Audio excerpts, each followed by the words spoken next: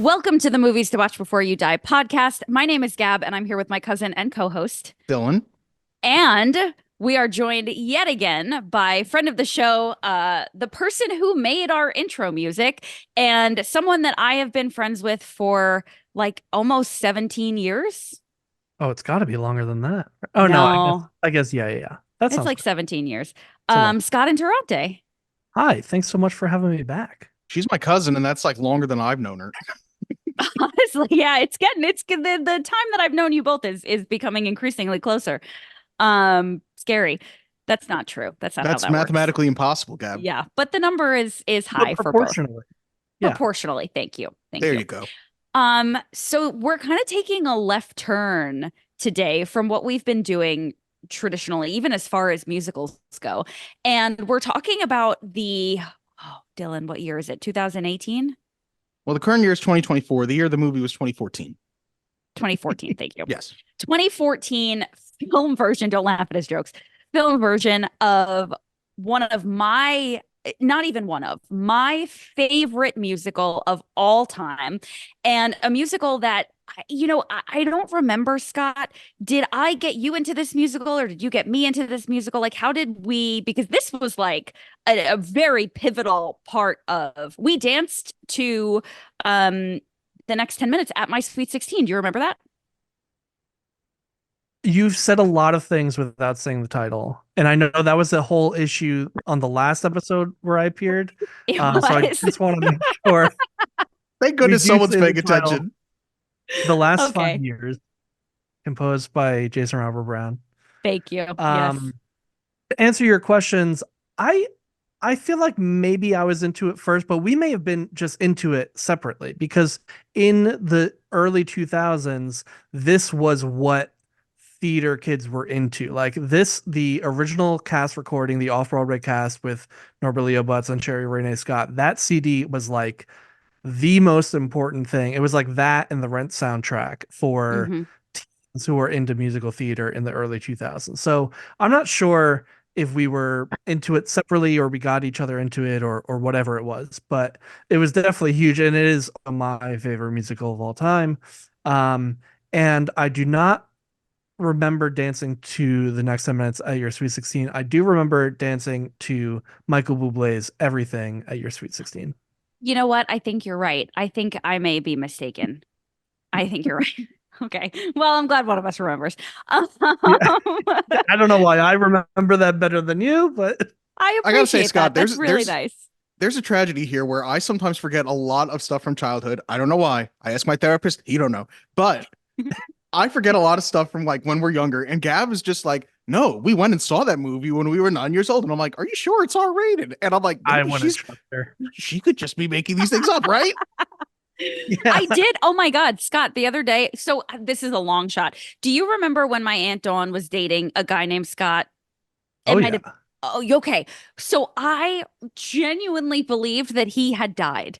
And I was like, I very casually was like, yeah, he died. And then I reached out to my mom, and my mom was like, no, like, absolutely not. He's very much still alive. Wow. And I was really very had a memory concerning where for he me. died. Yeah. Yeah. Yeah. So, I mean, I guess I'm not to be trusted. My memory is not great, but you're right. That is what we dance to. Anyway, this musical is my favorite. The music is fabulous, and I think the really interesting part, and I just said this to Dylan a couple of minutes ago, is that prior to the screening of this movie, literally last weekend, I had only ever heard the soundtrack. I had never seen a staged production or a visual production of the musical because there's no dialogue. It's only music. So you can listen to the soundtrack and truly get an understanding of what's happening. Yeah, I mean, it's one that I think this episode of your podcast will be interesting because obviously you guys we're talking about the film and we should talk about the film, but it's hard to like not also just talk about it as a musical, as a text, and sort of compare them. But it is something where like if anyone is interested and like saw the movie or even didn't see the movie, like it is pretty easy to see a stage version of this, either like a bootleg on YouTube or honestly, like look around at your community theater. It will be doing it at some point. This gets done all the time because it's extremely cheap and easy do because it's just two people and not a lot of sets. So if you're at all interested, I would recommend going to see it. So Yeah, agreed. So Dylan, kick us off. Tell everybody what this movie is about. What's this all been about? What am I working toward? You think you know everything about me, don't you? I dive at your bottom. I bloody well ought to.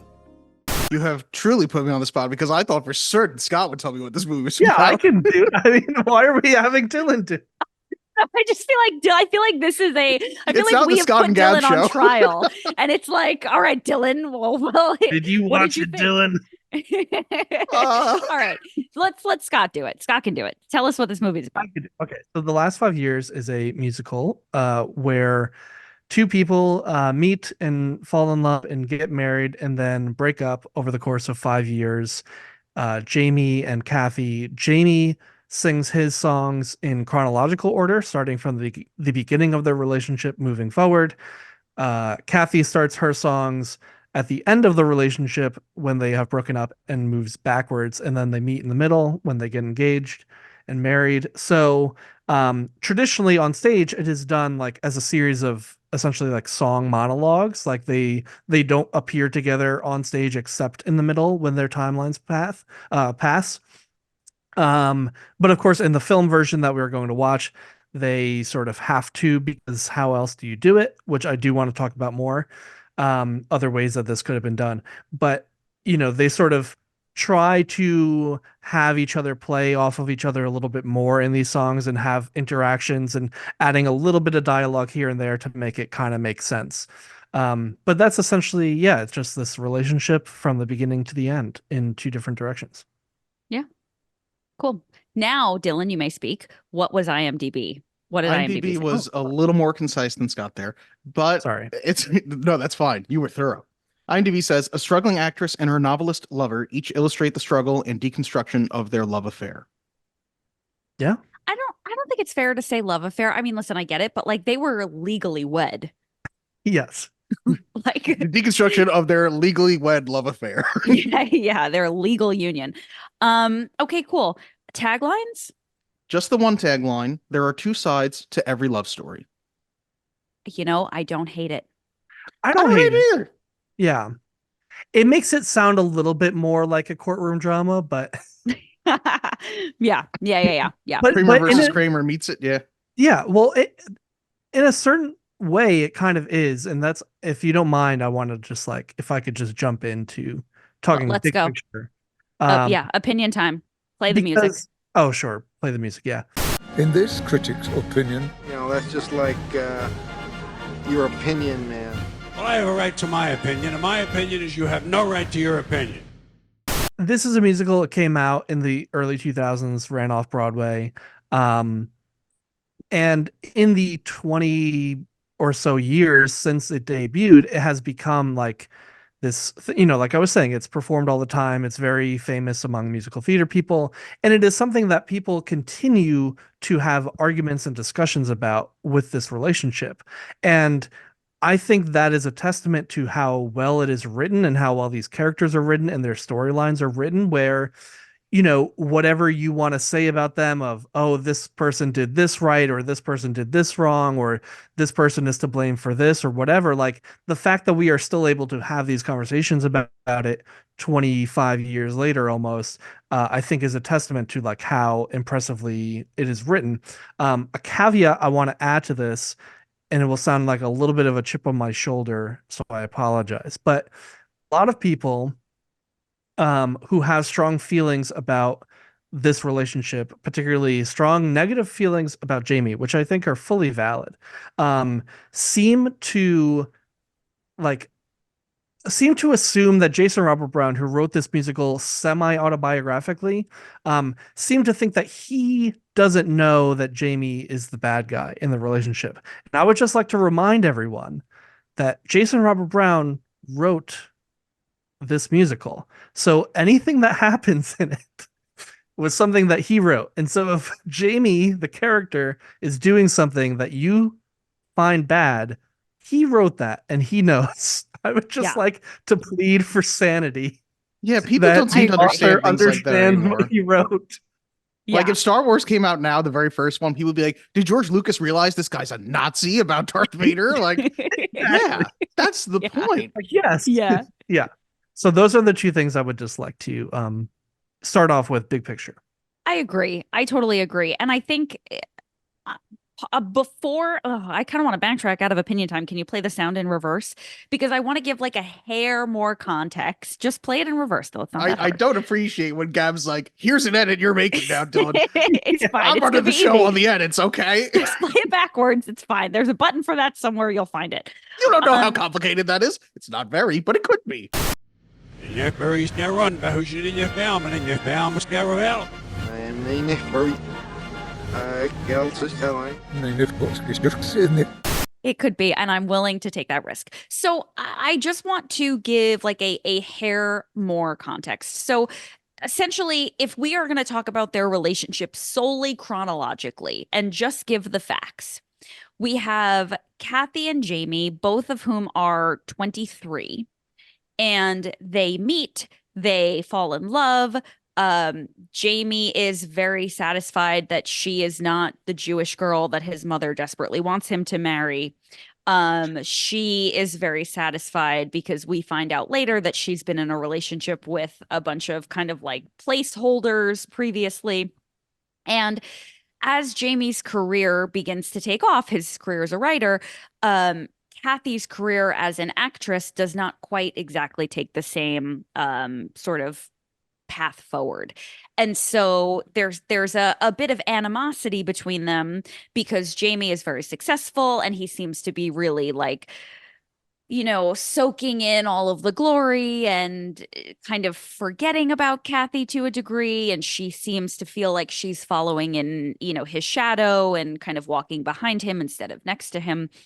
And she ends up booking a job in Ohio and is spending the summers in Ohio. And he's like too busy to visit and doesn't really come. And eventually it ends their relationship essentially. And there's a conversation about jealousy. There's a conversation about infidelity.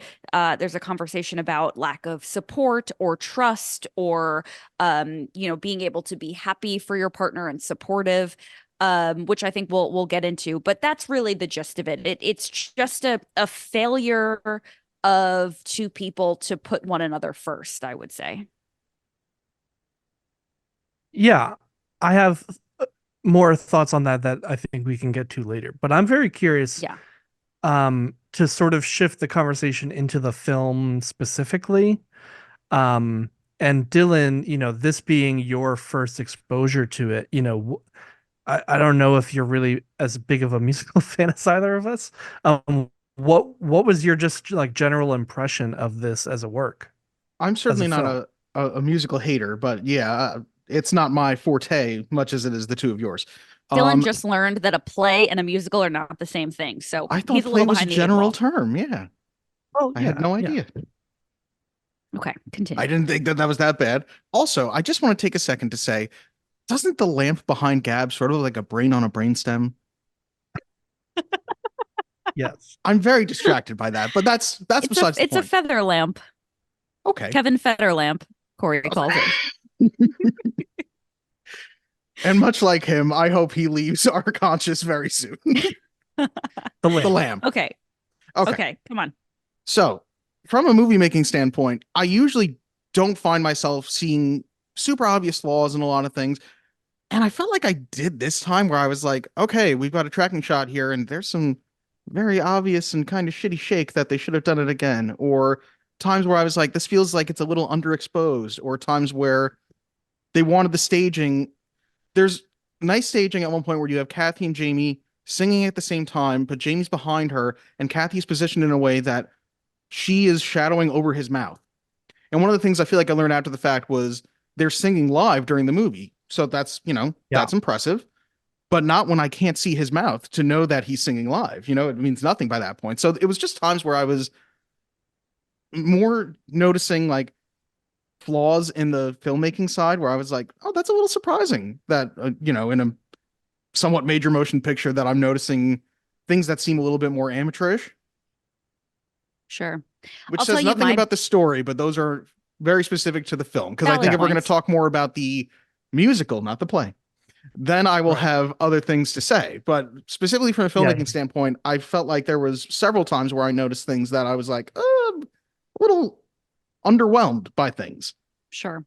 I think it was criminal that after Still Hurting, the first song that Kathy sings, when we cut to Jamie um singing, oh God, does he go right into Shiksa Goddess?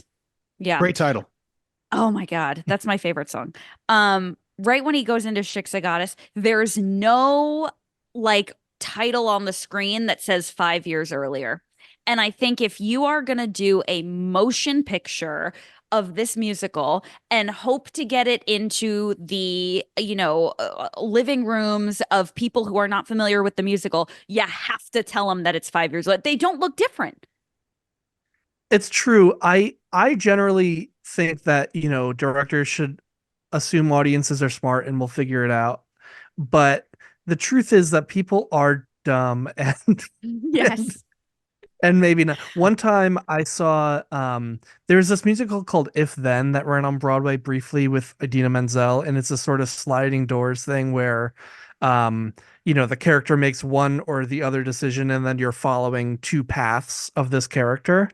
And they try to hold your hand as much as possible by, like, in one timeline she wears glasses and her name is Liz, in the other she doesn't wear glasses and her name is Elizabeth, or like they really try to like hold your hand with it. And still at intermission, these old people in front of me were like, I don't understand what's going on at all, like, Yeah. yeah, you might be right.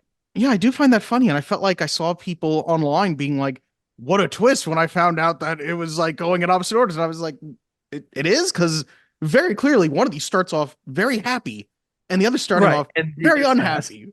It feels Yeah. like it'd be odd to think this must be the exact same moment where she's like, I'm so happy to be with you. Also, go fuck yourself. Like, did they think it was Bipolar the musical? Because that's Right. not what it was. Right.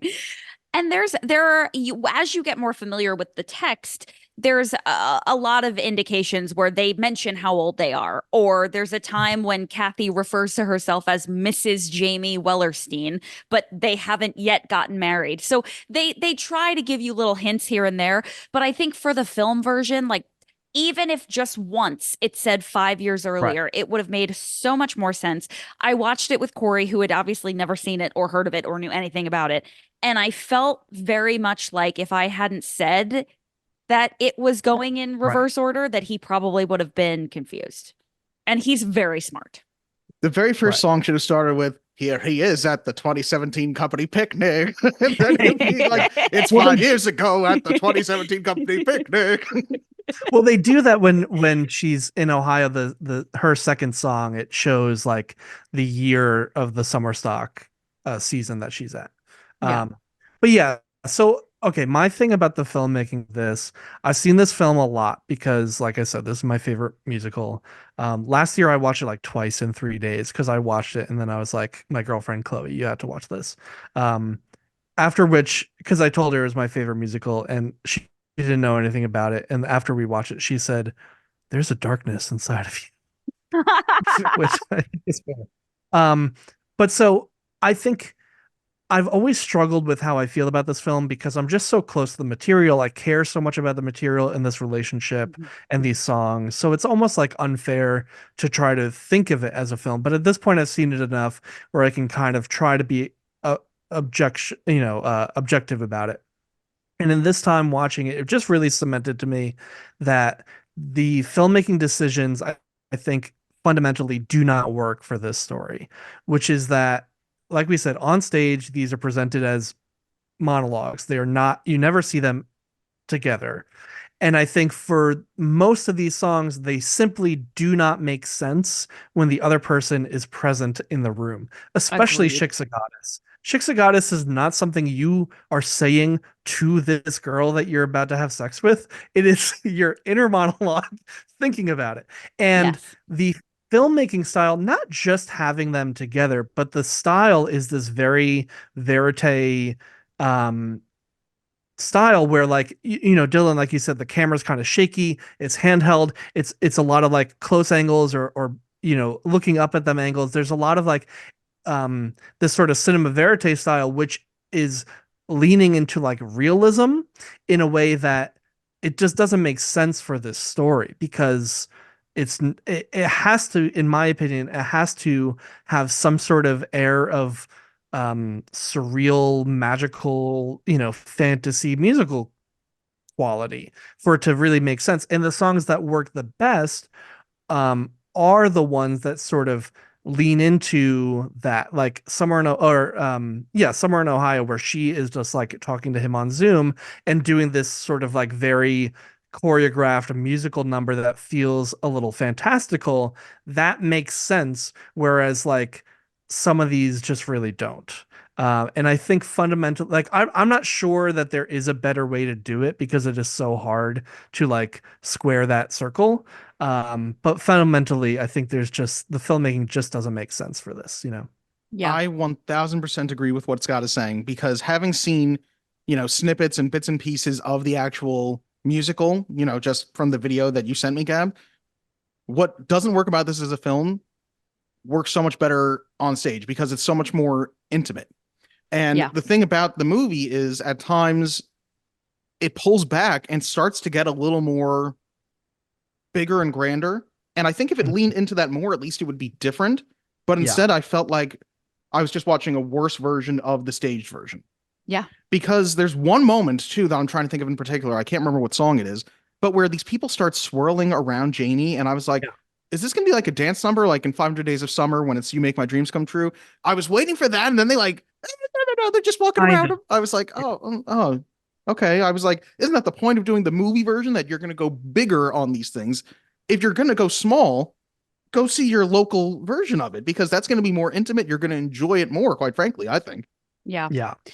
I have a very hot take that I'd Please. like to share with you. I think the beauty of this musical is that they're both in one way or another, like quote unquote, the bad guy. They've both done bad things that have ruined this relationship. And it's very hard to blame it all on one person. But you know what? Anna Kendrick is really unlikable. And I think it becomes way too obvious that Jamie needed to get out of there than it's supposed to be. That's really interesting because I agree with you, but I think that's actually a strength because I think so often the musical, and especially when you're just listening to it, really leans against Jamie. Because he does cheat on her a lot. Oh yeah. Yeah. So Yeah. so I think it's very easy for him to just be the like out and out villain. And I actually like that this version, she is able to really portray the things that are, I don't want to say like that are wrong about her or bad about her, but the things that she is bringing to the relationship that make it not work. Yeah. I kind of like that. For me, it doesn't push it all the way to the like fuck Kathy realm. To me, she's just pushing it into the middle again. Yeah. But I just felt like all of her and I don't want to say that she was just like so jealous and evil. It wasn't even that. Even in the moments where they're happy and she's happy, I just didn't feel that happiness. Like at like the very last number when she's saying goodbye until tomorrow and they just had their first date in her timeline and she's supposed to be really happy and in love. I don't feel it. I still feel like she's miserable. well, actually, I want to hear from Dylan, and then I have opinions on their relationship. But I think he's definitely way shittier in my mind. I think maybe Anna Kendrick brings a little bit of unlikability to it. And there's an unlikable, like, I get how the relationship deteriorates because his star's rising, she's sort of stagnant, and she sort of has a hard time just going along with him while he can't see why isn't everything great to her, And they sort of just aren't on the same wavelength. I get that. But there's a moment where it's like right after they're married where he's like, now every broad I wish I could fuck won't. Like it's him singing about how every woman who he wanted to have sex with wants to have sex with him now. And he's like, oh shucks, I can't stop him now. Which me really leaning into Jamie Wellerstein's Jewishness with the word stop. Yeah. But I do get a unlikability, how they both can be somewhat unlikable and how the relationship doesn't work. I think it's very realistic in that sense. It's not that he's a cartoonish mustache twirling villain. He obviously ends up being the bad guy because he's the one who ends up being unfaithful. But it's definitely it's a clear relationship that doesn't work, and you can tell that it's them repeating mistakes they've made because I did look up the title of the song. I Can Do Better Than That is her basically showing how she ends up with the exact same guy that she was just with before. Yes. Well, so what I think is so brilliant about this is, to me, the relationship is just doomed from the start. And it's obviously both of them do things or don't do things that cause a relationship to have these problems that eventually lead to it deteriorating, especially the cheating. Although the cheating does happen late. It happens after If I Didn't Believe in You. At that point in his mind, he was like, I have been trying and you're clearly not. And so the relationship is over. He still shouldn't have done it. But I think what's so interesting, so in musicals, we often have at the beginning of a character arc something called an I Want song, which is like at the beginning of the musical, the sort of traditional example is like Part of Your World from The Little Mermaid. This is her saying like, this is what I want. I want to get out of the ocean and go on the people and blah, blah, blah, whatever. Here we get these two I Want songs, and for Jamie, it's Chick's a Goddess, where he is saying, I want someone who is not Jewish. That is his criteria. That is it.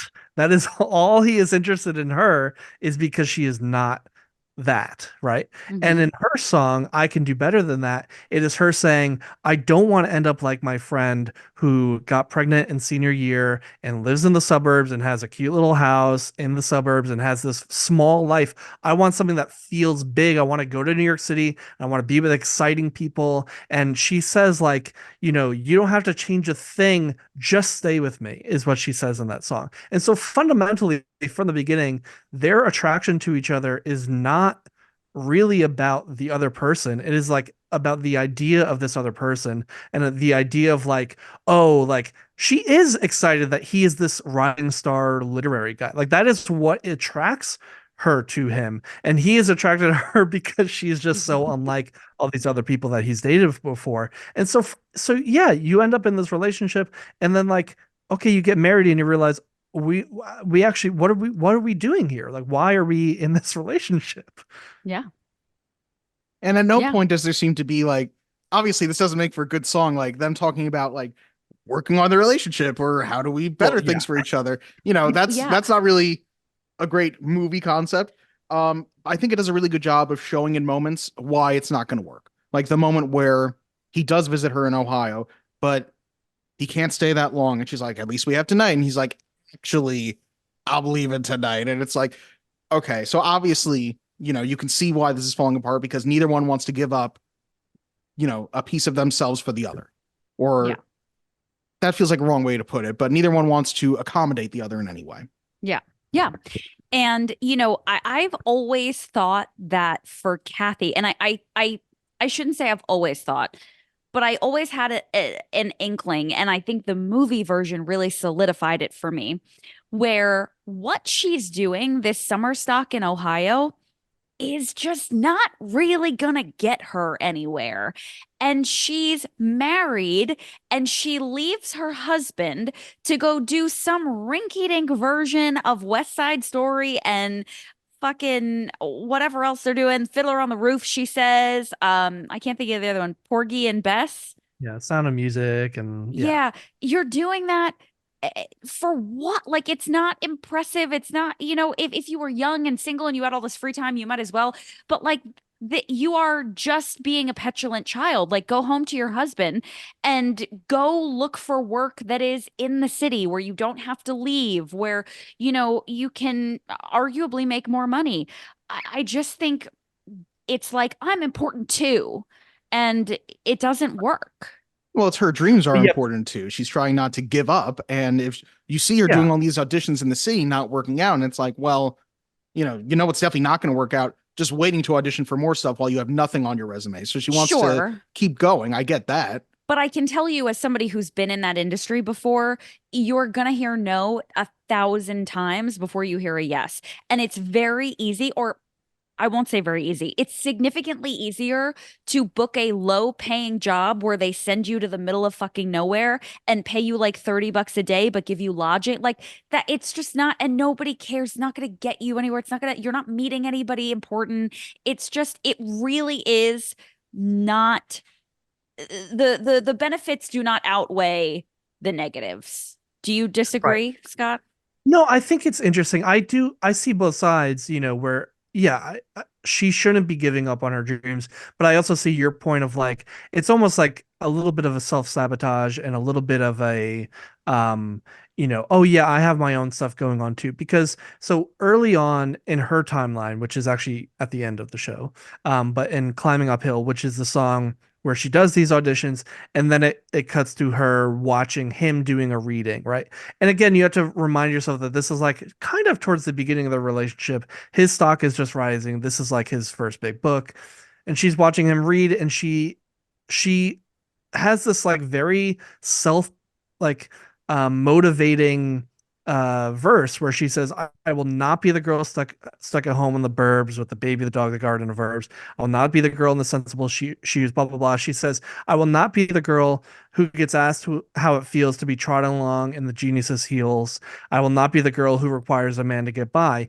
And it's really an echo to we see at the end of her story, or towards the end of her story, I'm a part of that, where she absolutely is that. She is going to these parties where she's getting asked, oh, how does it feel to be married to Jamie and all this sort of stuff. So it shows that like she didn't listen to that. And obviously like you can't always control your destiny with like sometimes you just don't get a break, sometimes you don't get that perfect role, but she had this affirmation to herself like I am not going to be that. But we've already seen like an hour earlier that is absolutely what she is.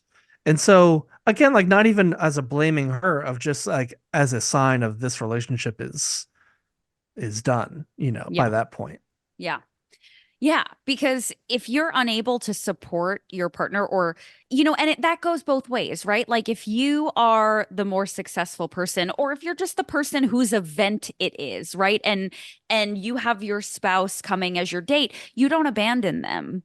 And you'd also don't feel jealousy and resentment toward your spouse if they're having success in their career. It's just either of those things are a recipe for the relationship failing. I think they're just two very different people. Like, I think that relationship's always going to fail, even if he doesn't end up being a success as quick as he does.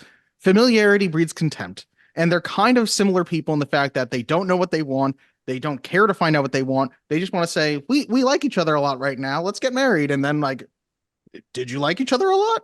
And Right. it's them really figuring out like, was this a strong relationship from the beginning? And it really wasn't. Right. She wasn't wanna Jewish, talk about- and he was interesting. Like, not a great bar, Yeah. to set for we should The get married. foundation is weak. I Yeah. want to talk about a moment that I had never really acknowledged before, or it never really stuck out to me before, that in the movie really did. And that is during the next 10 minutes. And it's the one time in the movie where their timelines cross and they are together and Jamie proposes. God, I think it's And- shot so poorly too. So Just as poorly. Oh my God, it looks so bad, and it should be whatever. I hate it. I don't understand why they couldn't have been in the boats, but that's okay. Yeah.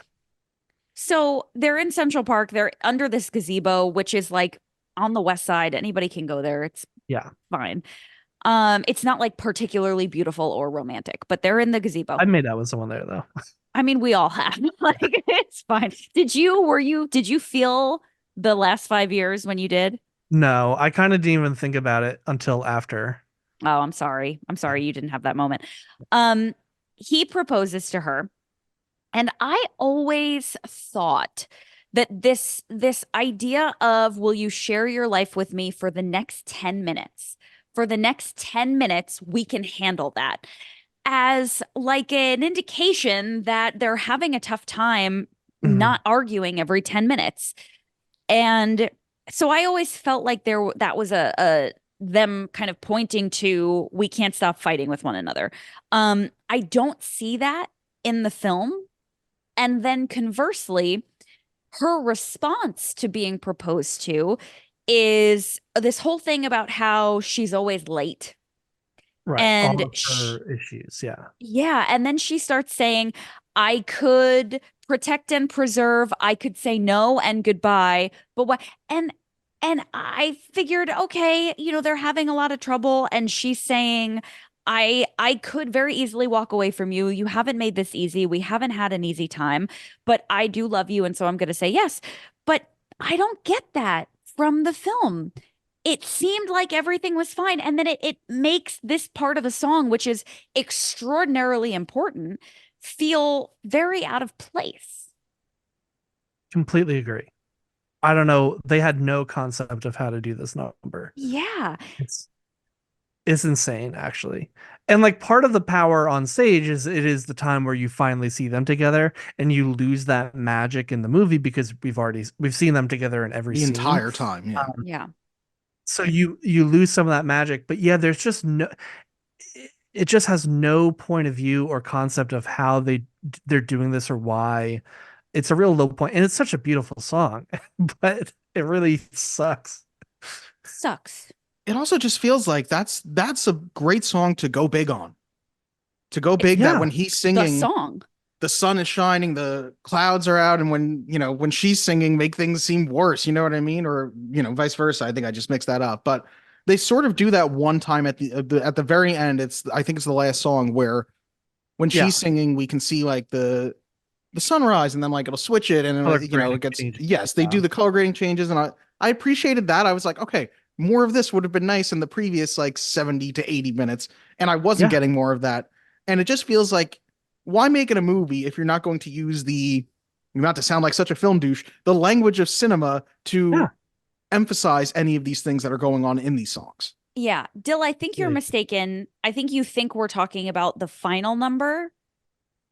We're talking No, about I'm the not one in- mistaken. I'm talking Okay. about the final number, just the fact that it did do Yeah, more of he what I changed. wish they would do in the proposal. Okay. So what are your thoughts on this? Do you feel like they are missing a big indicate? Like, why? I guess maybe I'm just confused in the like, textually. Like, they don't seem to be having any problems, and there's no reason for her to say no. It just all feels so strange that verse, even like, I don't understand. Yeah, I think it could be seeded better, but I think that is the intent, is to show that like even this proposal, much like what I was talking about with them even getting together in the first place, is like they're almost saying like, why not? Like here we are, it's been us. Their whole self mythology is like this us against the world, like we are important, is how both of them are trying to feel about themselves and their relationship.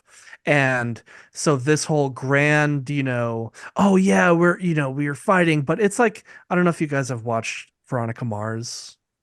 Yes. I have No. not. Okay. Sorry. Well, the her and Logan Eccles, who's the on again, off again, the very toxic relationship, which is like the point of it. But they have this whole thing about like, oh yeah, like real love is all about like pain and torture and fighting, and it has like an air of that, and this sort Yeah. of grandiosity to it. But yeah, it's just in the film, it's just not played well.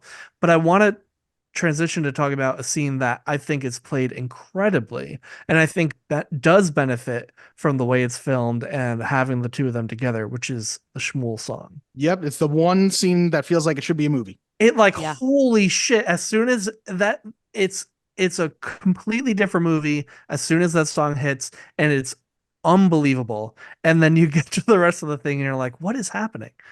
I think that scene is really, really good. I will say, from the two of you who have at least listened to this a lot more than I have, I spent so much more time looking at what they were doing visually during that song that I feel like I didn't quite understand what the Shmuel song is about 100%. But I was like, but I appreciated what it was doing. You know what I mean? I was like, Yeah, you're out yeah. here and you're movieing. Good job, movie. Yeah, I think it's, in the movie version, we see him at that reading an excerpt of his novel, but in the stage version, we don't see that. So part of the point of that scene is to show like him as a writer. This is like showing his craft of like, this is the short story that he wrote for her.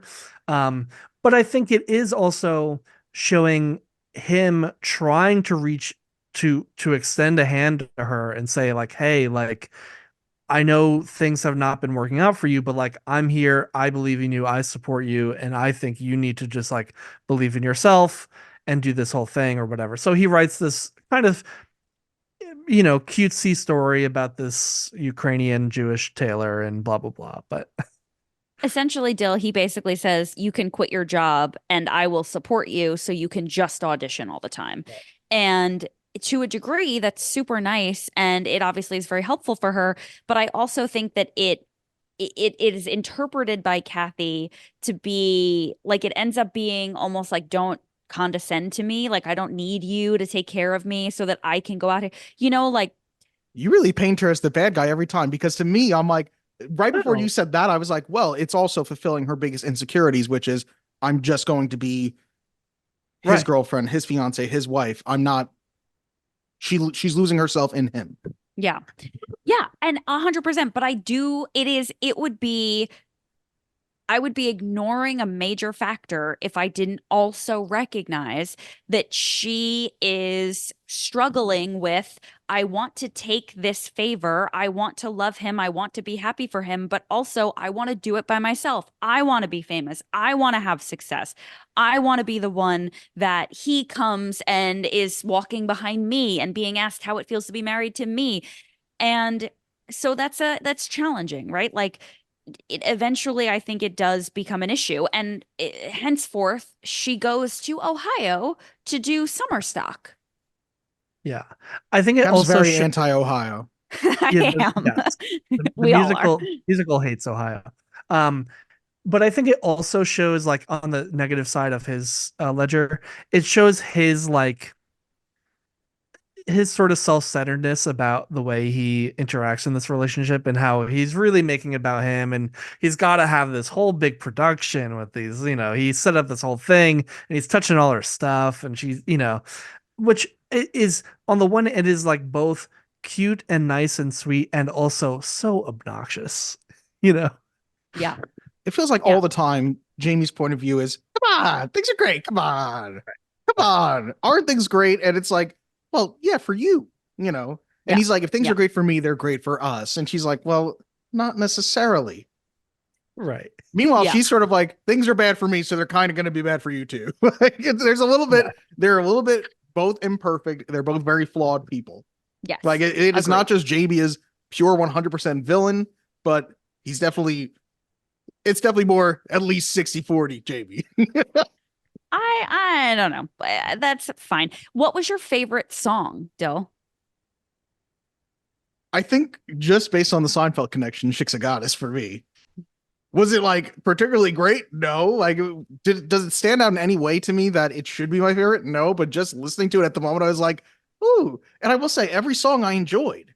Like, there was not a song that I was like, God, this is horrible. Why won't it end? There were moments where I was like, wait a second, there's no dialogue. Like, that was probably the first 2 to 3 songs where I was like, oh, we're just doing music in this musical. Okay. But there was not a song that I found myself disliking. Certainly. Good. Scott, what's your favorite song? I mean, If I Didn't Believe in You, I think is the strongest.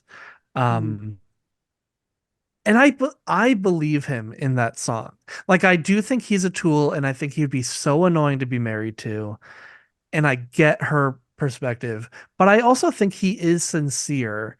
And he's in that song where he's like, look, like, I know it sucks that you're not, famous right now, but you're also 25 years old or whatever. And like, I think you're talented and I think you're great. And that's why I'm in love with you. And like, it sucks that you don't see that. And I believe he is sincere in that, even though he is kind of a tool. And as soon as she doesn't like respond positively to him singing that, he does decide to sleep with a lot of other women. But I think agree, that though. song's so good though. I really wanted the songs to lean more into the cheating. I wanted to be like, nothing was finer, but then I ended up in her vagina. I can tell you I'm a wussy, but I ended up in that pussy. I know it's not nice. Is it worse? It was twice. Did you write this down ahead of time? I did that. For that part, I did. Of course he did. Oh my God. Yeah. Well, it would make it too easy to hate him. It would make it too easy to hate him. And I don't think you're supposed to, and I don't think you can. Um, I Gab, think you don't think you can hate him? I don't hate him. What's very interesting to me was I'm watching interviews after the People fact, hate him. Most, and people, yeah. yes, he was like, people come up to me and they're like, "Oh, I hate the shit out of you." It was Jeremy Jordan is the name of the actor. And Yeah. but there's also people who come up to me and love my character, and I was like, really? I don't love his character, but I don't think that he is pure evil in the least. I mean, there are people who No. go up to James Earl Jones and are like, "I love Darth Vader." Like, I Yeah. don't know. Have I told you that Corey is an Empire sympathizer? That's a hot Okay. take. We cannot He- get into that. He's an Empire sympathizer. But anyway, I was very hard to bring We him were home to my keeping dad. order. The trains always ran on time. He's like, Anakin had a really hard life. um, Oh. I'm surprised he didn't come in to defend himself. I But thought you were going to say like maybe that Clerk's argument where it's like the people who were building the Death Star shouldn't have gotten blown up. They didn't do No, anything no, wrong. no, But no. you're like, no, the whole thing was right. yeah, and it's not me. I want to make that very clear. I'm a rebel through and through. But They just wanted to make the galaxy great again. I think my favorite song or portion of a song is See I'm Smiling, but when she just gets really mad at him. I Very just viral think, on TikTok. oh, really? Oh yeah. Interesting. How so? That clip is just people just like it, and I don't know, use it on TikTok. It's so good. Yeah. I just got a text message that says I'm not an Empire sympathizer, so jury's out. Woo! See, another example of Gab making things up. He I'm not. He really is. just said he wasn't. So okay, we have to get back to the topic at hand here.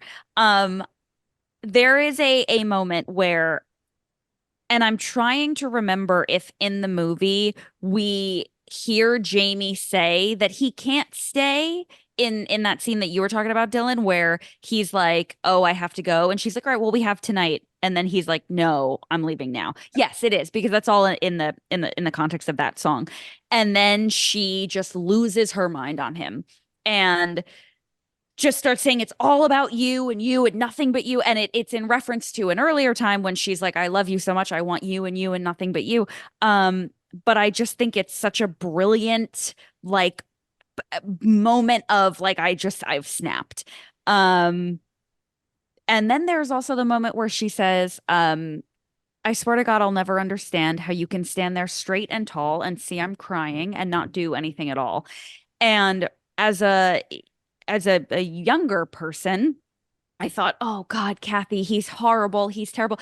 But as an adult, it's kind of like, well, what, you're always miserable. Like, what am I supposed to do?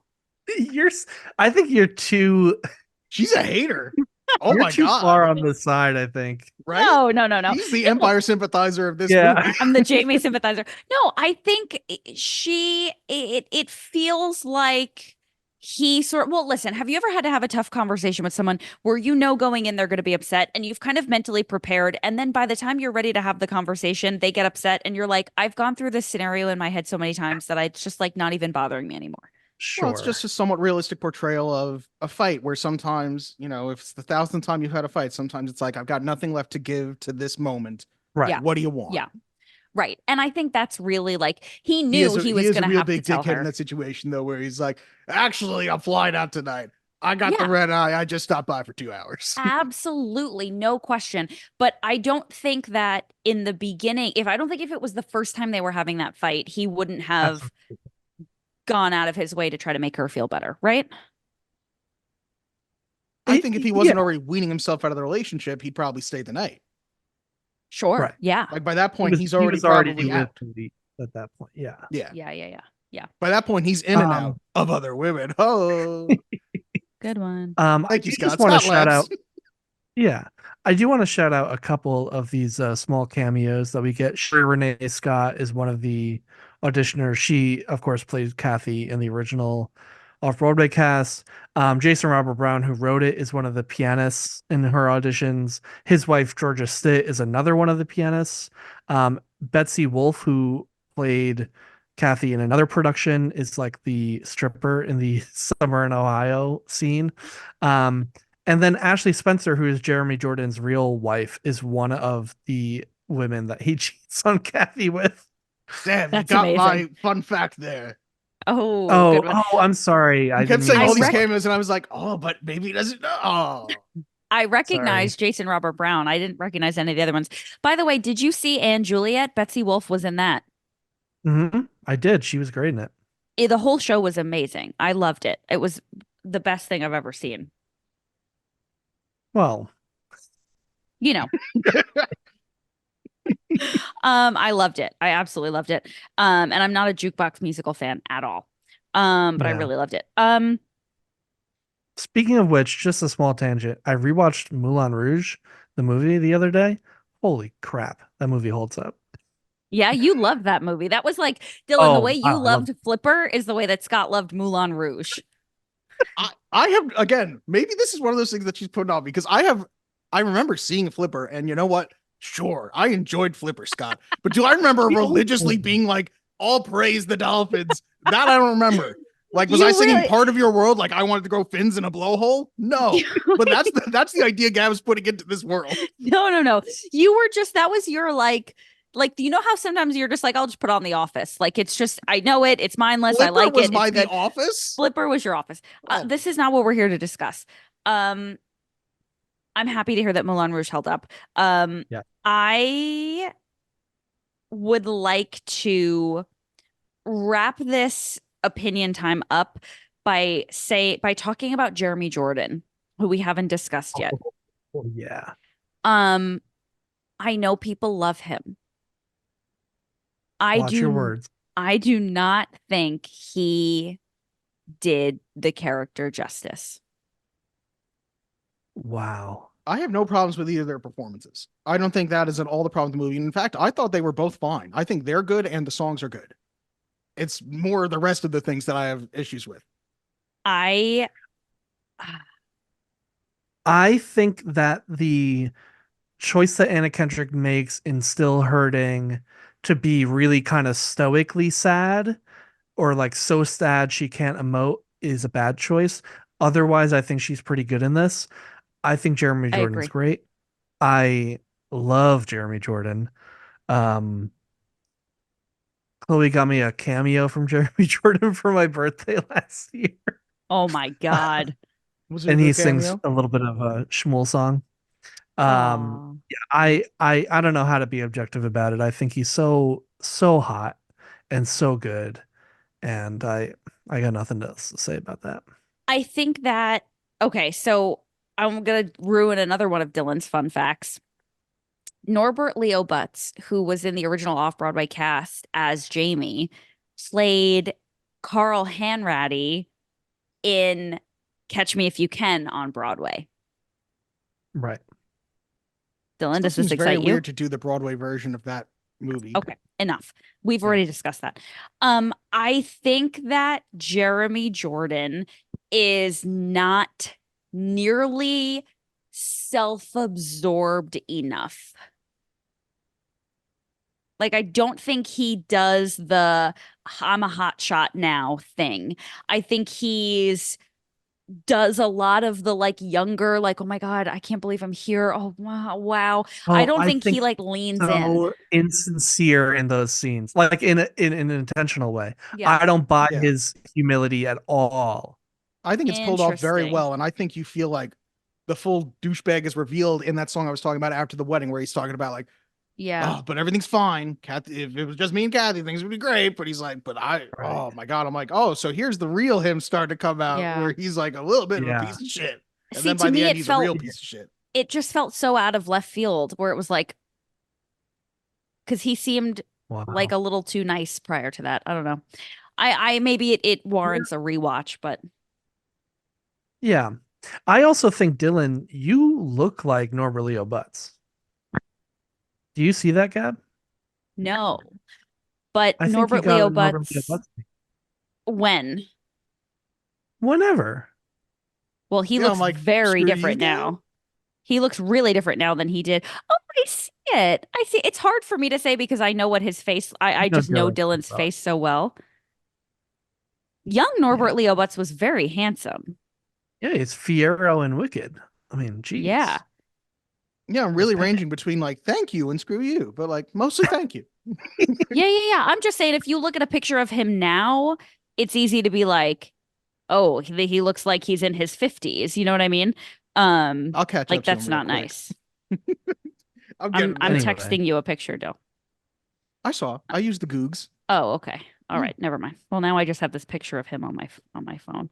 Um, yeah. Listen, I think really my biggest issue with this movie had really little to do with the movie at all, and that is that I think Norbert Leo Butz is so fucking amazing, and the sound of his voice is like the Yeah. greatest, and there is just nobody that can do it like him. I also noticed that Sherry Renee Scott was a producer on the film, and Norbert Leo Butz was not involved at all.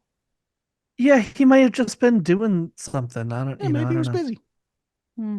Well, all right. But I know, I mean, the two of them have a kind of complicated history, and I don't know exactly where this falls in that timeline. What's their complicated history? Well, they did this show and they were with other people, and then they sort of weren't with each other, and then they weren't, and then they were, and then they did Dirty Rotten Scoundrels together, and they didn't like each other. Like, it was like bad when they were doing that show together. Um, and then, they've sort of, it's been an on and off again thing. But I saw they did this like two-person show at 54 Below, sort of retelling their story about their relationship and singing a lot of these songs a couple years ago, and it was incredible. I know she then really hated him too. That's why her autobiography was titled No Ifs, Ands, or Buts. Fuck you. Oh my God. He's the only person that could get away with being like, yeah, my last name is Butts. Mm-hmm. I just love him. Interesting. I did not know that they had that kind of history at all. That's very exciting, and I love that for them. I imagine it would be very hard to do that show and not create some kind of relationship, which is so interesting because they're not really ever on stage together. Right. Wow. What do we do now? Facts? Super quick last movie making thing that I didn't like was towards the end of the movie, there's a dip to white that comes out of nowhere, which dip to white is just a different, instead of like dissolving or having a hard cut to the next scene, everything becomes white for a second and then it goes out of white into the next scene, and it comes out of nowhere. And I've been watching The Sopranos lately, and there's a random episode in season 4 or 5 where they're just like, we're just going to do a freeze on this moment for 5 seconds, and just like that moment I was like, what the fuck, is something wrong here? Like, Yeah. is this my version of the movie? Like, Yeah. I was like, did I get censored? I don't think I did though. That's funny. I don't recall that. Well, maybe you blinked and missed it. Maybe. Yeah. Anything else to add to this? I got no other opinions. Yeah, I mean, the director Richard LaGravenese, I think is how you say his name. He's really more of a writer than a director. He did direct other films, but he's definitely like a writer more than a director. So That makes you know, sense. yeah. Okay. All right. Well, I guess let's get to the facts. I want the truth! Face the facts, ducks. Facts have no place with an organized religion. On Rotten Tomatoes, the tomato meter gives it a 60%, average rating of 6.1, 62 fresh reviews, and 42 rotten, with an audience score of 57%, average score of 3.4 out of 5. IMDb gives it a 5.8 out of 10. Movie had a budget of $3.5 million, which still surprised me because that still seemed bigger than I expected. The movie grossed $292,092. Never good if the movie, never Not good a if it's big specific movie. enough. Yeah. It was a Yeah. very limited release, and then it was like straight to, I don't want to say straight to DVD. Nothing's been straight to DVD in like 15 years. Straight to premium on demand. Yeah, Sure. The critics' consensus, the last 5 years hits a few awkward notes in its transition from stage to screen, but its freshness and sincere charm and well-matched stars offer their own rewards. Yeah. Jeffrey McNabb said Kendrick puts across her songs with toothsome charm and conviction, but the flashback structure is cumbersome, the music isn't distinctive, and Jamie is such a preening narcissist that you can't help but think Kathy is well rid of him. Eh. Yeah, I was like, Jamie is the hero of this story. Peter Bradshaw from The Guardian. This is what 50 Shades of Grey should have been, only instead of whips and riding crops, the female lead must submit to infidelity and career humiliation. Eh. Yeah, This is the that new guy thing we do has now. gone on. Richard Roper from the Chicago Sun-Times. It doesn't help that the songs, while solid, become repetitive in melody, and there's not a home run in the bunch. I walked out humming nothing from this movie. That's crazy because I've been singing Shiksa for like a week and a half. I will say I'm definitely not the musical person of the three of us, but I didn't come away like I came away liking all the songs, but I didn't seek out to listen to any of them again. Well, that's unsurprising. Just saying. Last review, Stephen Holden for the New York Times. Songs that tell their story from both their points of view are among the smartest show tunes this side of Stephen Sondheim. Boom. That's the one. This was not a multiple choice that one of them was correct and the others were wrong, but I appreciate we treated them that way. A couple things from Letterboxd. Silent Dawn said, not really commenting on the songs, which were all lovely, but the filmmaking, which is atrocious in almost every capacity, hard to watch and mostly unbearable. I'd like to see it on stage because that's clearly where it belongs. Agreed. From Indy, I'm gonna make myself a shirt that says "I survived the cinematography" because literally I could have downed an entire bottle of whiskey, spun around for 94 minutes without stopping, and then shut both my eyes and dropped a grand piano on my head, and still would have seen this more clearly than looking at it through that camera work. Wow. Definitely harsh. Okay. And the last one from Vivian, this is like if La La Land had no style and way more substance. Yes. Yeah. Yeah. Yeah. Actually La La agreed. Land. Yeah. La La Land Completely. blows. Sucks. I agree. That movie was trash. I wanted to love it, and yet I could not. And Fun facts? Fun fact, I just want to say that I love that you do a Letterbox segment now, because the last time I was on the show, I mentioned Letterbox and you guys had no idea what I was talking about. Not only that, Scott, I also made a Letterbox since then. I know, we follow each other. We do. I Which I still don't don't really know understand how what the it is. social aspect of it works, but once in a while I put a review of some random crap I watch. Yeah. I'm happy for you too. The movie was directed by, I'm going to let Scott say it again because he said it so well, Richard. LaGravenese, I believe. I'm going with that because that's better than whatever I was going to say. Who also I directed. watched an interview with him, so I heard someone say it. I would have said LaGravenense, but I don't know. Still would have been better than I would have been like La Graveness. Like I would have came up with something way wronger there. Who also directed Beautiful Creatures, P.S. I Love You, and Freedom Writers. P.S. I Love You. I was just talking about P.S. I Love You because I said to Corey, have you ever seen that movie that's like with Kristen Stewart and it's a love story and everything seems totally okay and then 9/11 happens? I don't think that's that movie though. Yes, I think it is. No, I don't think that's right. It's Remember Me, isn't that it? Maybe it's Remember Me, but it's not Kristen Stewart. It's Robert Pattinson. Okay, whatever. Yes. But the movie is very like movie. Everything is normal. And then at the end, they're like, and then 9/11. And it's very jarring and out of nowhere and not good. And not P.S. I Love You. And not P.S. I Love not You. at all P.S. I Love You. Sorry to P.S. I Love You and all involved. And anyone who lost a loved one in 9/11. And anyone who had to see Remember Me. Screenplay by Richard LaGravenese, who also wrote Disenchanted, Unbroken, and The Bridges of Madison County, and based on the musical by Jason Robert Brown. Bridges of Madison County is it Jason Robert Brown? No. It was written by Richard LaGravenese. Yes, No, but no. But it is also a musical written by Jason Robert Brown. After I didn't know he wrote that. I would have seen it. Yes. He's amazing and perfect. The movie's not a musical, right? The movie is not a musical. The movie 'Cause was I'm- adapted into a musical by Jason Robert Brown.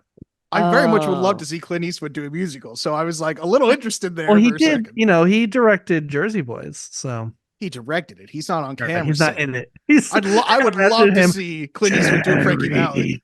Sherry baby. Sherry baby. Oh, what a night. All right. I'm grossed out. The movie stars Anna Kendrick as Kathy, who you probably know from the Pitch Perfect movies, Up in the Air, and she was in all the Twilight movies. I didn't even know that. Yeah. And Jeremy Jordan as Jamie, who you might know from Supergirl as Wind Shot, Spinning Gold, and that episode of SVU with the organized crime family of homeless kids. How interesting. He's also about to star in a musical on Broadway, I think as Jay Gatsby in The Great Gatsby. Yeah. Dylan. Yeah. I think you took most of my fun facts out of this, but the movie is loosely based on Jason Robert Brown's relationship with his first wife. Let's see. Anna Kendrick and Jeremy Jordan sang 11 of the 14 songs live in multiple takes due to camera setups. And If I Didn't Believe in You was shot in one continuous camera move. Jeremy Jordan sang the song 14 times straight through. Anna Kendrick sang Still Hurting 17 times over 5 camera setups. Yikes. Yeah. That's a tough song to sing that many times. I was going to say, in terms of the cinematography, I actually think that If I Didn't Believe in You, I do like that, the one shot.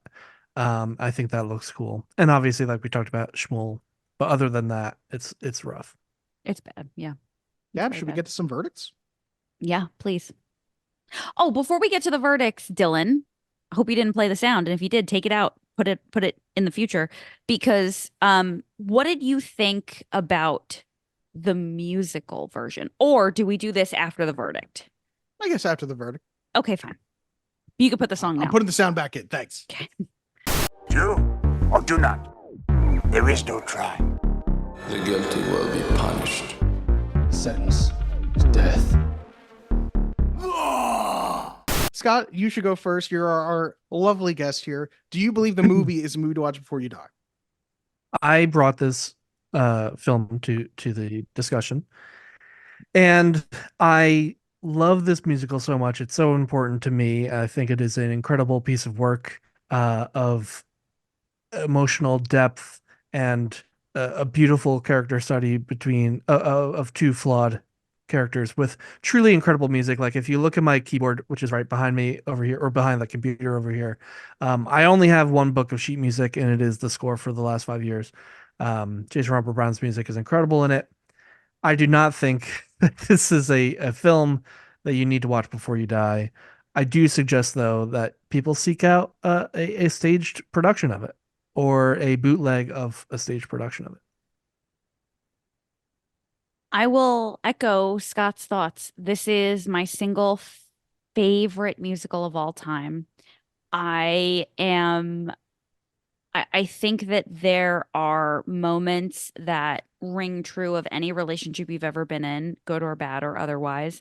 I think we've all at some point been a Kathy, and we've all at some point been a Jamie. I think that it is such a phenomenal grouping of songs in a perfect order.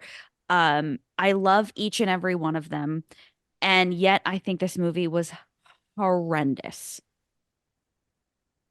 I'm so glad. I thought I was going to be the only guy to, like, you know, shit on the parade here.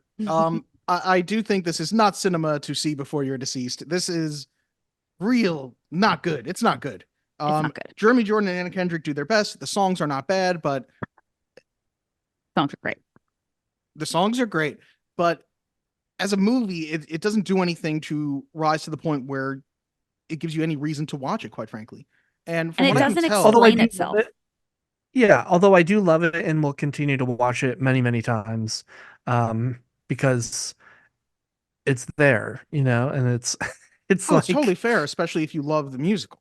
Like, you would enjoy watching the movie at least. I do think, just from what I saw from like a shitty camera angle version of the musical, that I was like, oh yeah, I still like this better. Yeah. Okay, so the musical featuring Sherry Renee Scott and Norbert Leo Butz, watching it on YouTube, shitty like handheld camcorder footage was so moving to me. I was like, holy shit, this is how it's supposed to be. Dylan, what did you think? I just thought it did a much better job portraying a level of intimacy when you're just seeing a much more raw performance. It feels better. It feels more stripped down. Whereas the movie sort of wants to have its cake and eat it too, where it's like, no, it's going to be a really intimate version of the movie, but we're going to try and do things a little bigger too. And it's like, but you sort of ended up in between where you did nothing well enough to make it work. Yeah, agreed. One last thing I do want to shout out as a positive feature of the film is that the score adds drums, and the cast recording version, the off-Broadway cast recording version, does not have any drums, which I think is great. I think that's a perfect album, and I would list it as in my top 10 albums of all time across all genres. But it is nice to have the drums in there, and that's one thing that I like that this film does. Interesting. I don't think I noticed that, but I will pay more attention to that. Wow.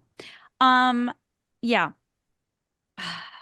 I wanted to love it. And fun fact, I didn't watch this movie when it first came out because everybody told me how bad it was. They were like, it's going to ruin it. So I was like, nope, not at all. And it didn't ruin it, but I'll tell you what, as somebody who watched it, so Scott, you may have had a similar experience with Chloe. Chloe had never seen the musical prior to that movie. Correct. Yeah. Viewing. I think that if the last 5 years was playing off Broadway again, right? Irrespective of who's in the cast. If I said to Corey, oh my God, we have to get tickets, he would go because it would mean a lot to me. And he, it's a small favor, but I don't think he'd be like particularly stoked. And I think that's the movie's fault. Yeah, but hopefully they would change their minds in seeing it, Yeah. Well, what do you think, Chloe? Chloe, similar? Oh yeah, same. I think same opinion. Yeah. Okay. Yeah. Okay, cool. Yeah, I don't know. Well, sorry, everybody. I do hope that this inspires some people to get out and listen to the music or watch a stage production or look it up on YouTube because it is so perfect. This movie just sucks. What can you do? Yeah, nothing. Corey, do you want to come in and tell the people that you're not an Empire sympathizer or you don't care? Yeah, convenient. He doesn't care. He's an Empire sympathizer. But this is like, not an expensive movie, and they could have done it even cheaper. I would take one of these every year. Give me a different cast, give me gender bent, gay relationship, lesbian relationship, whatever. Change the setting. I would take one of these films a year. So let's just keep making the last 5 years. Yeah. It's funny because you keep saying, oh, go see your local production. And I keep thinking the last thing I would ever want to see is a couple of fucking teenagers straight out of college doing the last 5 years. Like, I don't want to see it unless it is someone who can really do it. Meh. And I got in trouble on this podcast once for implying that theater that wasn't in New York wasn't as good as theater in New York. So while I staunchly disagree, and so does the rest of the fucking world, maybe save for like London and perhaps Chicago, I'm gonna say, they would do you agree have with what, me. like a lot of like LA theater people who listen to this podcast or something? Somebody wrote in We one don't have time a and lot of people that listen Yeah, to I this know. podcast. so- somebody wrote in and said that it was really pretentious of me to say that theater in New York is better than other places because I think they said they lived near Chicago and that Chicago and I was like, okay, yeah, it's the tour that was cast out of New York, but okay, please. Well, let's stop Gab from repeating her mistakes. Scott, do you want to drop your what's the word I'm looking for here? Plugs? Credentials? I Yeah, don't know. plugs. That's it. Plugs. Plug. Yeah, I host a podcast called This is the Greatest Song I've Ever Heard in My Entire Life, where we interview people about their favorite songs. We've got some good episodes coming up, so check it out at wherever you listen to podcasts or on social media at Great Song Pod. It's GR number 8 Song Pod. And you can find me on social media if you look hard enough. I don't know, you guys can put links or whatever. And Happy to. yeah. Thanks so Cool. much for having me. Thank you for coming. Yeah, you're welcome anytime. Yeah. Right now you're our most frequent guest. Can't be true. Yeah, you're the only That person who's might done be 2 true. episodes. It's true. What? Yeah. Wow. Yeah. That's very special. All right. Yeah. Well, I'll come back at some point, but I'll give people time to catch up. Yeah, of course. Fabulous. Dill, say the things. If you want to reach out to this podcast, email us at movies to watch before you die at gmail.com. You can find the link tree below with all of our links. we're part of the Holopods podcasting network. Their link tree is also below to find our podcasting friends. You can also send us a voice message at anchor.fm/movies to watch. And thank you for listening. And go enjoy this movie if you want to. Oh, we'll put the YouTube link to the fucking bootleg version on below. Gav's just giving me more work. Sorry, Dill. I want you and nothing but you. Miles and piles of you that you can't spend a